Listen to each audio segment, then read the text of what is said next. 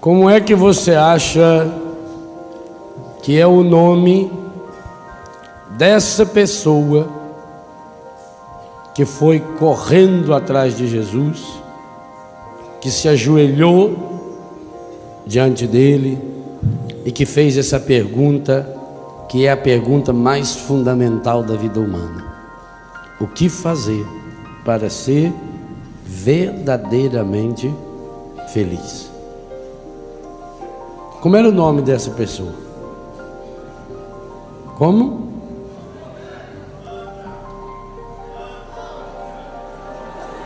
Olha, pensa no que você falou. Como era o nome dessa pessoa? Se você não sabe, olha no seu crachá. Eu?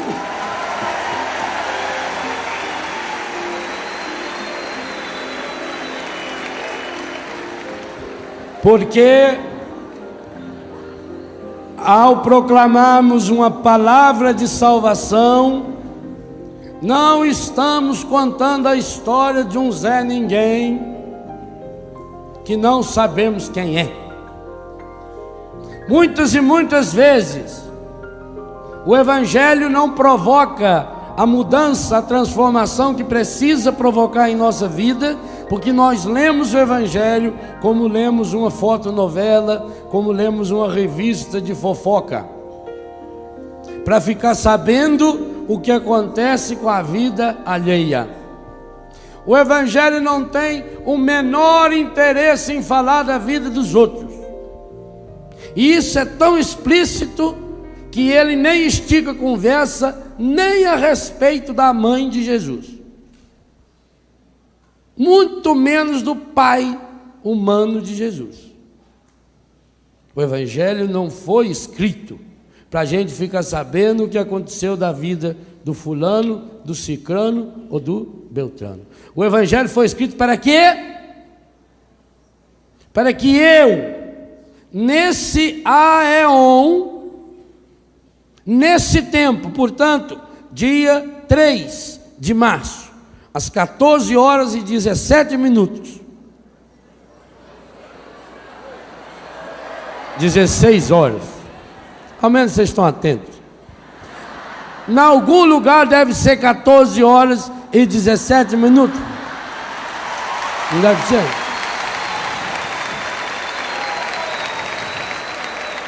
Por exemplo, se o relógio estiver parado,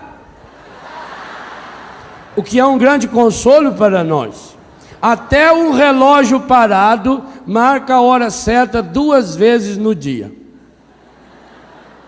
Imagine que ele pare às 2 horas, quando for 2 horas da tarde, 2 horas da madrugada, ele está marcando certinho.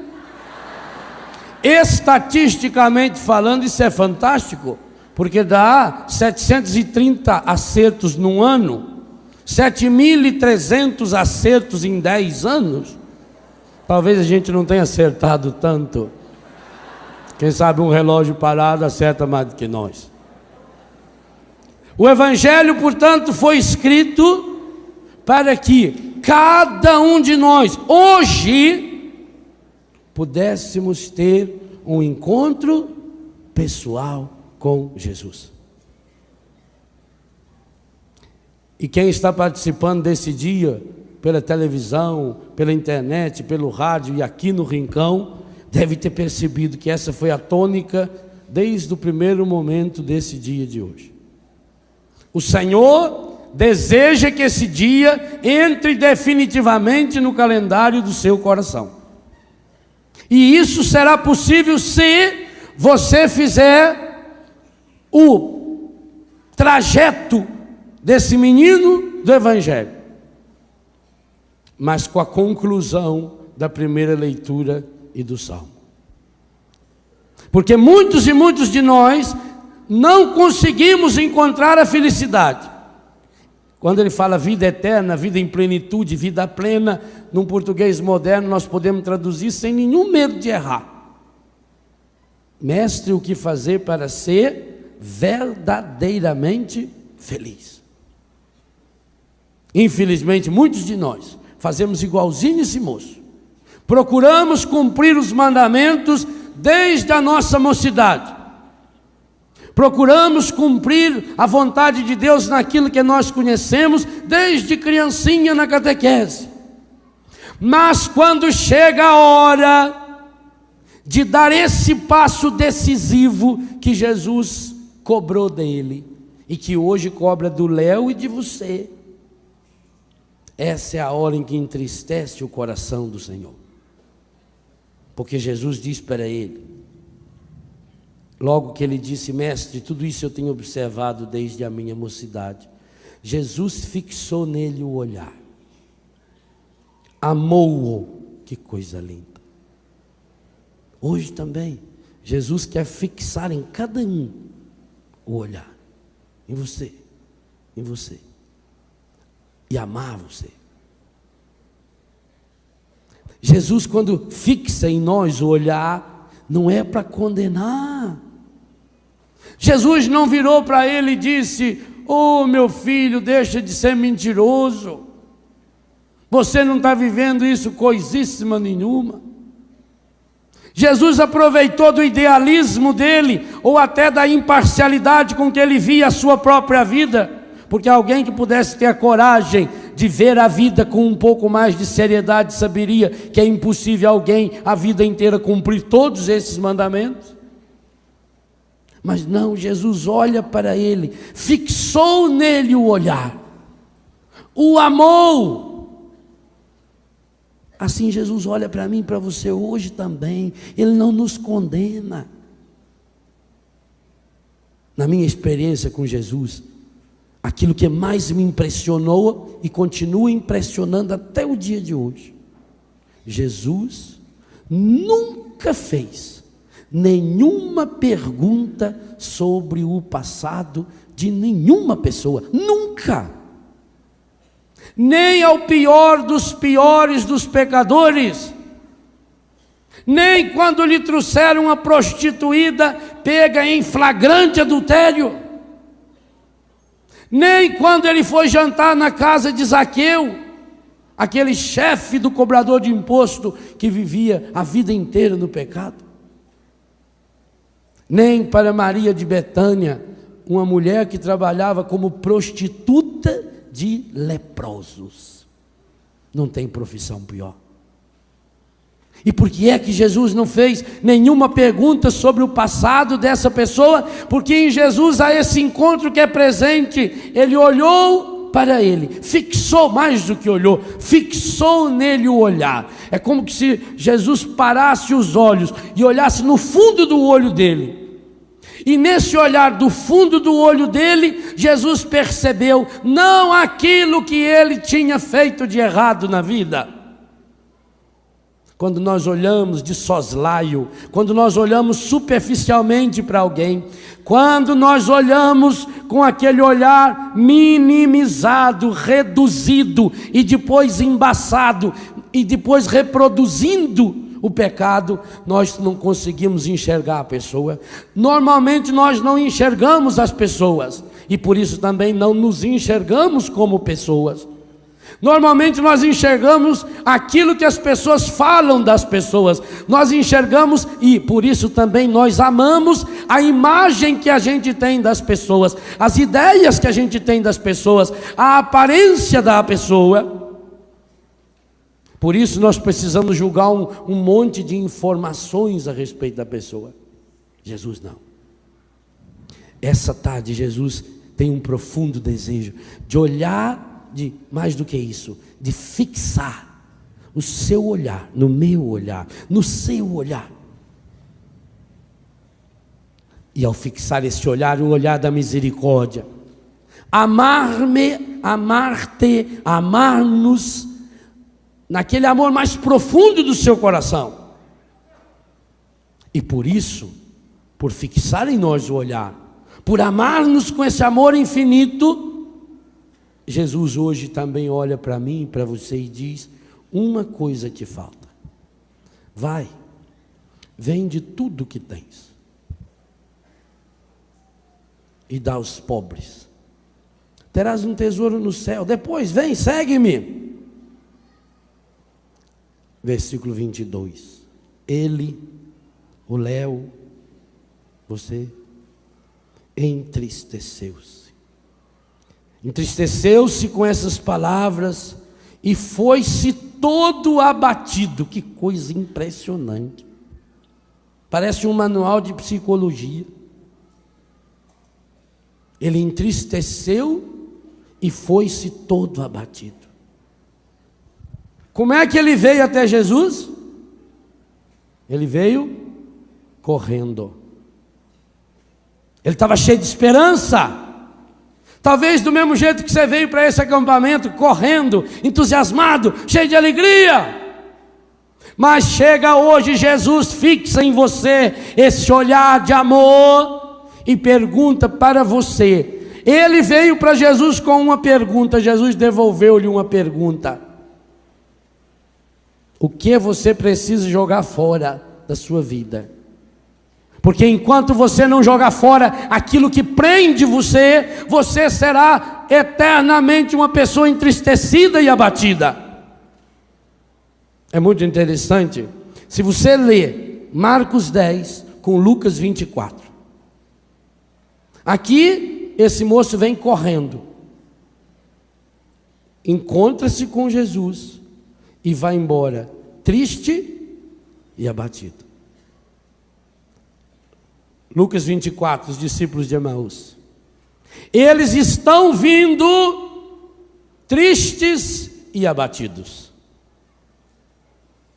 Eles estão voltando para a aldeia, estão voltando para a casa deles, com o coração triste e abatido, desanimados, decepcionados.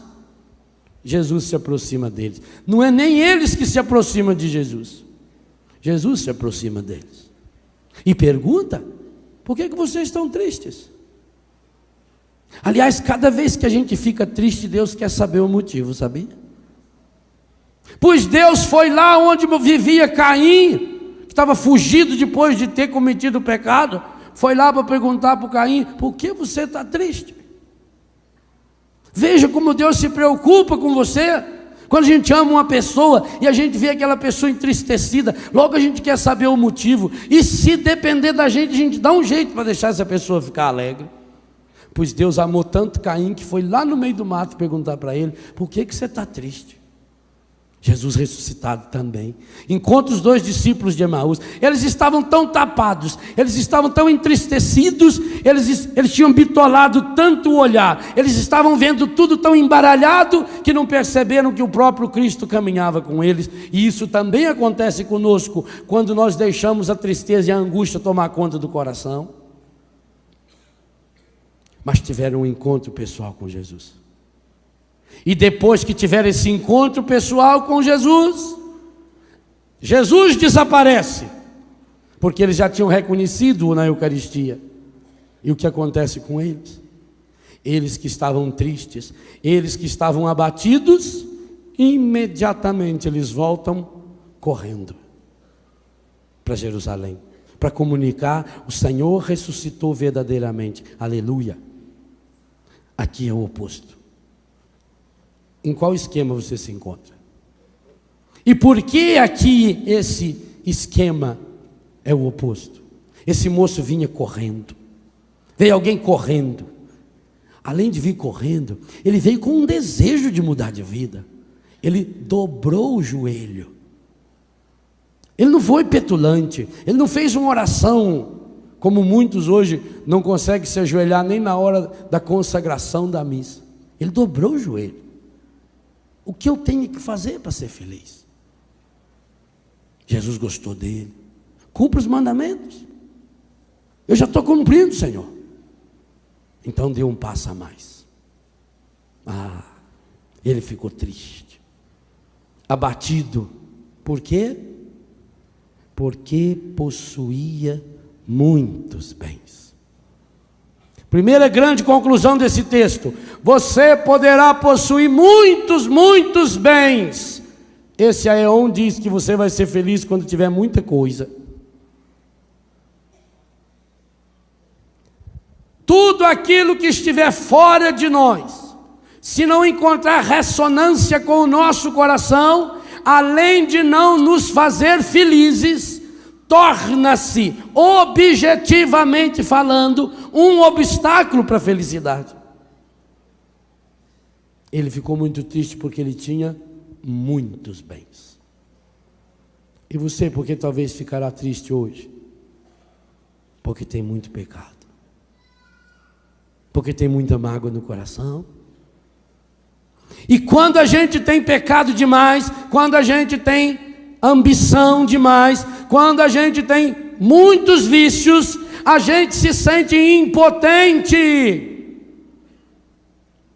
Eu não acredito que esse moço tenha ficado triste pura e simplesmente porque tinha muitos bens e não queria ficar sem esses bens. É porque ele já tinha se acostumado a viver com esses bens. Ele não era uma pessoa ruim, não.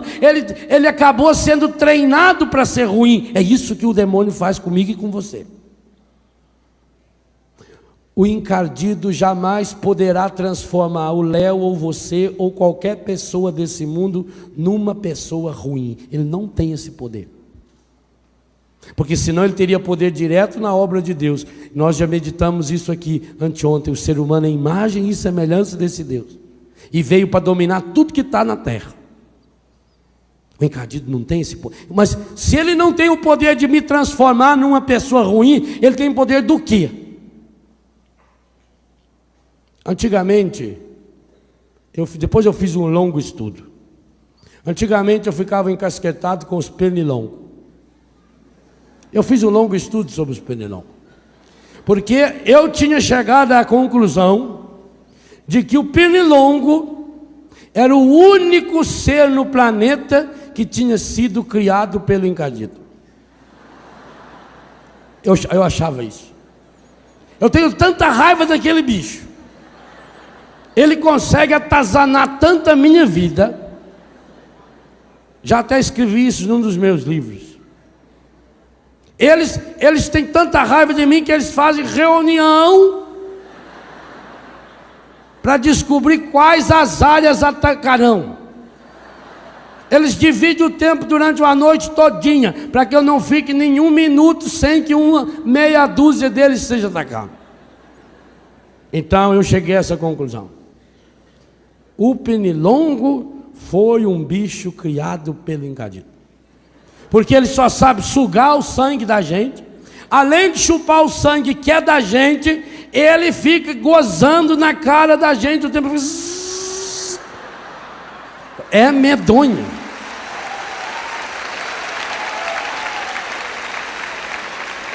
E essa gozação dele, em primeiro lugar, é para atazanar a gente.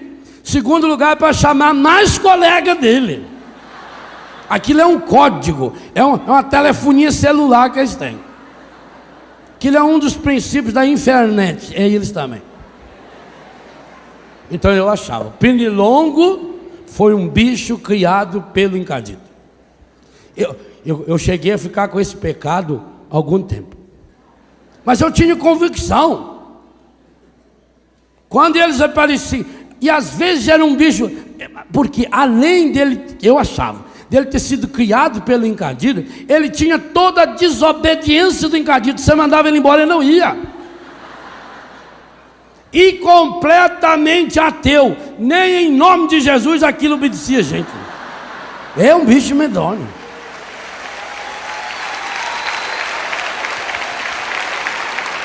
Mas meus estudos se aprofundaram e começou a vir uma dúvida teológica.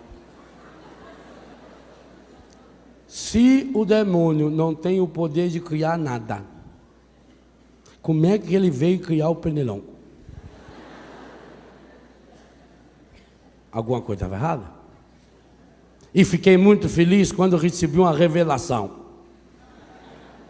O pernilongo não foi criado pelo demônio, foi educado por ele. Desde pequenininho. Foi treinado. E eu passei até a ter uma certa admiração pelo pernilongo. Não pela sua escola, mas porque cada vez que ele vem no meu ouvido, e que eu ainda não consegui matá-lo, porque quando possível eu meto o telefone nele, eu fico pensando sempre: será que eu já não estou sendo um pernilongo desse na vida do outro? Quando eu me deixar educar pelo encardido, e é o que ele quer fazer, ele quer nos conformar em Seon, ele quer fazer exatamente isso comigo e com você. Ele sabe que ele não pode me transformar e transformar você numa pessoa má. Ele não pode, ele não tem esse poder.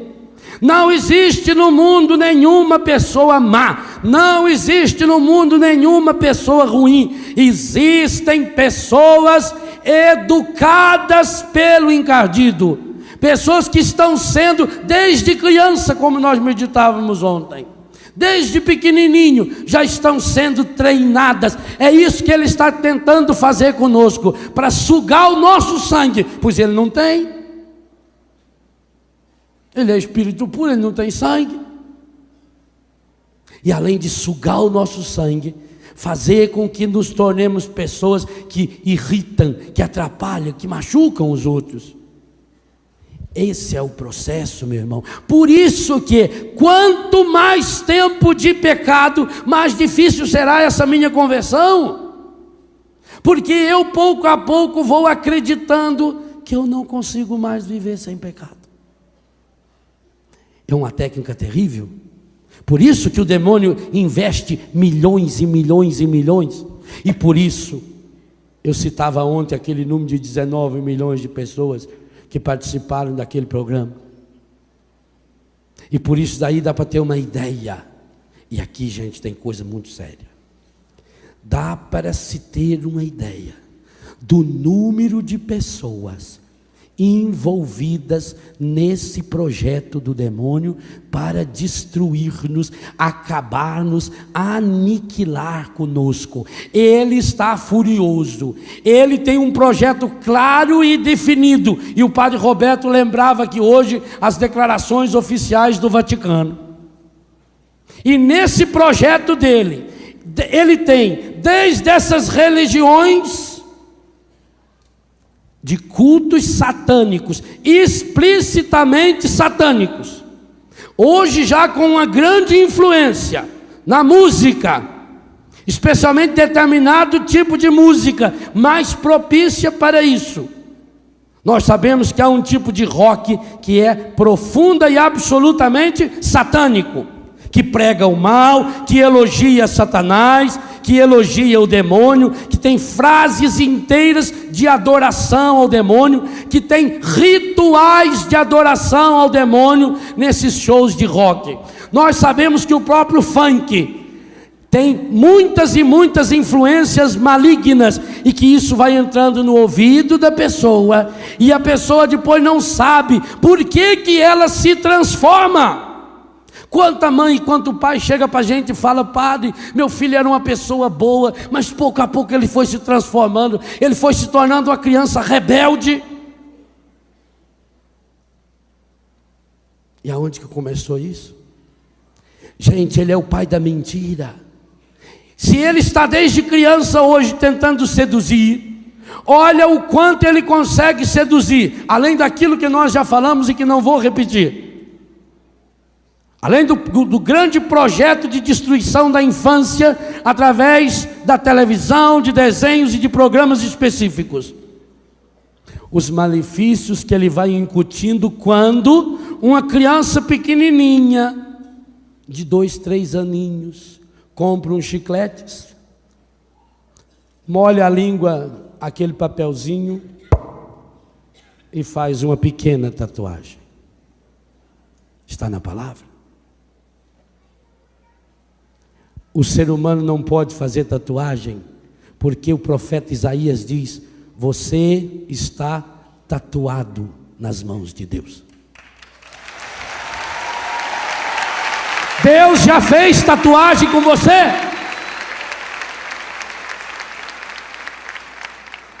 Então começa com uma pequena tatuagem, e depois vai aumentando.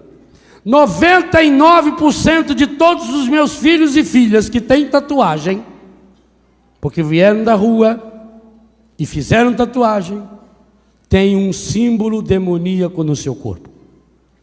Uma bruxa, ou uma cruz ao contrário, ou o dragão, ou uma demôniazinha que não me lembro o nome, que todos eles sabem bem o que é, ou a teia de aranha, ou o tal do tribal, e assim os montes. A grande maioria deles, 99%, que tem tatuagem, tem um desenho demoníaco gravado no seu corpo. Pois a você também eu digo, tem jeito. Eu tenho um filho, ele irá na tenda daqui a alguns dias, chama-se David, hoje é consagrado de Betânia. Veio como filho, fez uma linda caminhada, acabou namorando uma postulante que depois se consagrou, ele também consagrou-se, casou-se, e quem presidiu o casamento deles foi Dom Antônio Wagner, bispo de Guarapuava, com mais 3 sacerdotes. Esse rapaz tinha várias tatuagens no corpo. E agora o que fazer? Dom Wagner sugeriu, já que não tem como apagar, tem como fazer outra em cima, não tem? Então lá onde ele tinha um demônio, hoje tem desse tamanho, São Miguel Arcanjo na perna dele. Lá onde tem aquela aranha, hoje tem o Pai, o Filho e o Espírito Santo, a Santíssima Trindade. Lá onde tinha a bruxa, hoje tem uma linda imagem de São Bento. Então, meus irmãos, é possível até quem já fez. Se você não fez, pelo amor de Deus, nunca faça. Nunca faça. Ah, mas o que tem? É só um modismo. O que tem? É só um desenhinho no meu corpo. Ô meu irmão, leve as fitas do retiro que nós fizemos há poucos dias rezando a vida aqui.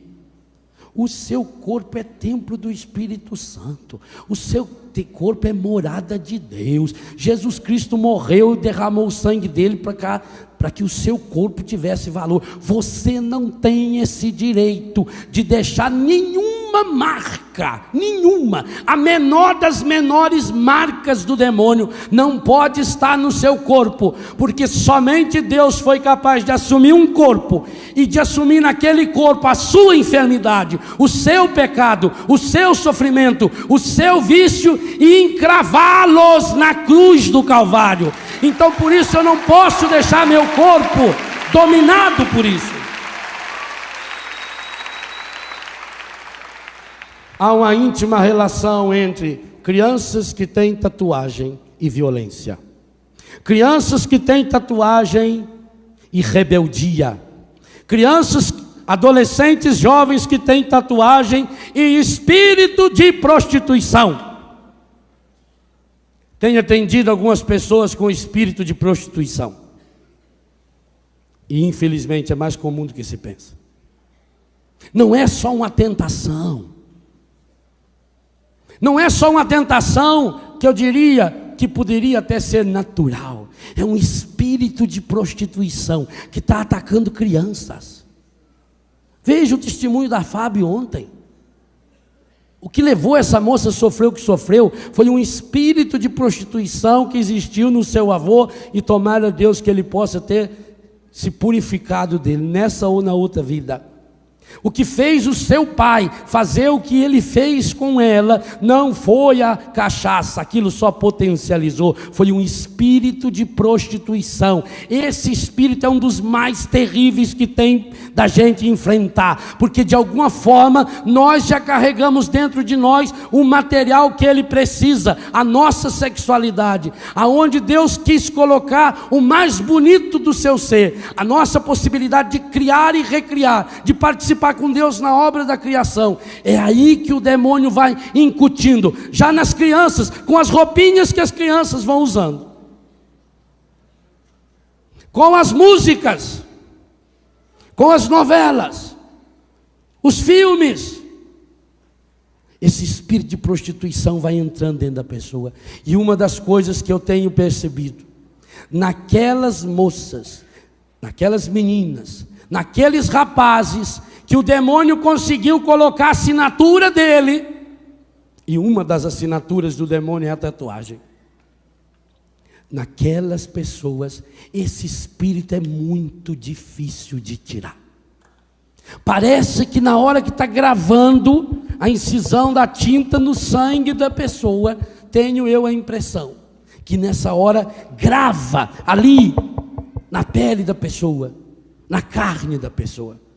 O demônio gosta muito, e por isso a gente vê, principalmente nesses países europeus, principalmente nos países do norte, incluindo aí os Estados Unidos, o Canadá, os países chamados primeiro mundo, como a gente vê uma juventude tatuada do pé na cabeça. Observe que naquele Big Brother sempre tem algumas pessoas que têm que ter tatuagem. Isso é no mundo inteiro. No mundo inteiro. E eles têm que assinar um papel lá, dizendo que aceitam passar a maior parte do dia, ou sem camisa, ou sem calça, ou de biquíni, ou de sunguinha, para mostrar o corpo sarado, com a assinatura do encardido.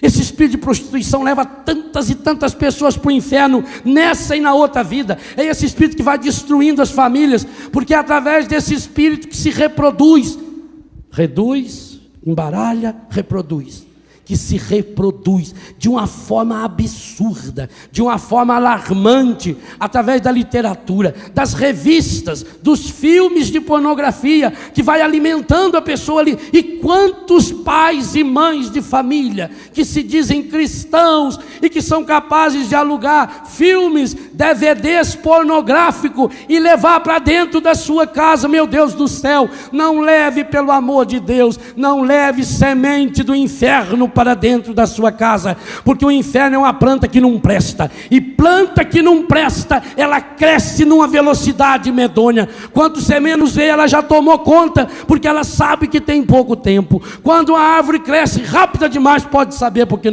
que ela não presta. E é assim que o encardido faz. E por que, se ela não presta, por que ela cresce tão rápido?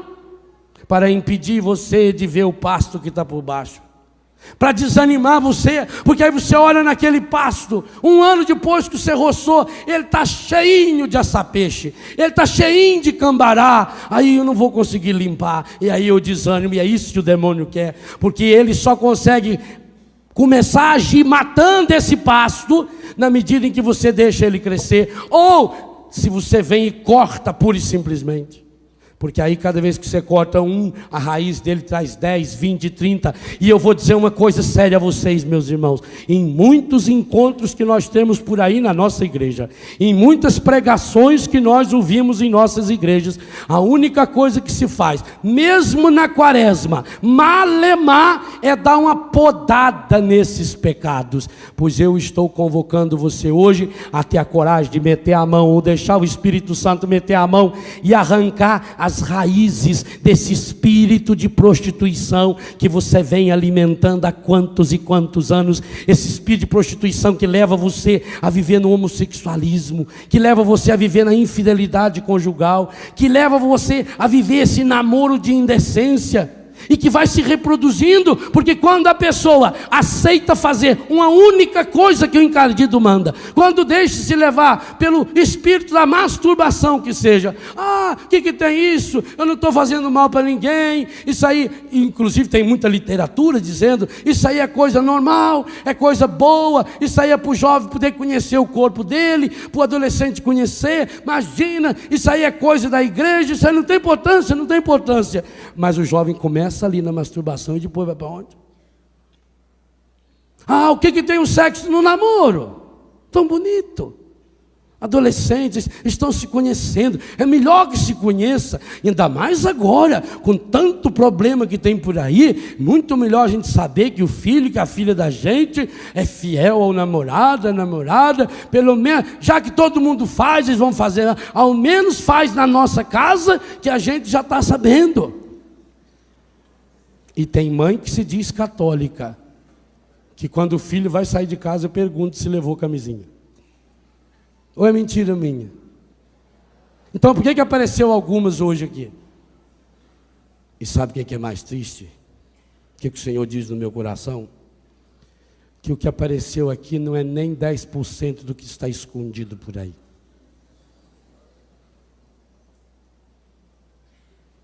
Isso é terrível. Esse espírito de prostituição começou com o namorico, tem nada demais no namoro. E depois, quando casa, chega os dias em que a mulher não tem condições de ter relações. Mas aquele homem foi treinado para ser um bicho, que se satisfaz até sozinho. Pois alguém que consegue ter prazer consigo próprio, como é que vai conseguir ter prazer com outra pessoa? Vai usar outra pessoa. O menino viciado em masturbação vai usar o corpo da sua esposa a vida inteira para se masturbar, mas não sabe o que é ter uma relação sexual. Por isso que o dia que ela não puder ter relação, ele vai para a zona, ou vai para a rua, ou vai alugar sexo, e aquilo vai se reproduzir. Começou com a masturbação, com um sexo puro, e foi para a infidelidade. E aí, depois de alguns tempos de casado, entrou a monotonia, aí acabou já as novidades, então agora nós precisamos alugar fita, precisamos comprar objetos. Hoje o que mais se tem é sex shopping. Vindo para cá, aqui num posto de gasolina aí perto de Guará, do lado do posto de gasolina tem um, na beira da estrada. Quem vai comprar no lugarejo daquele? Tomara a Deus que Ele não tenha colocado aquilo lá pensando em alguns que vêm para a Canção Nova. Peço a Deus, que seria uma vergonha para nós. Tomara a Deus. Tomara a Deus. Seria uma vergonha para nós.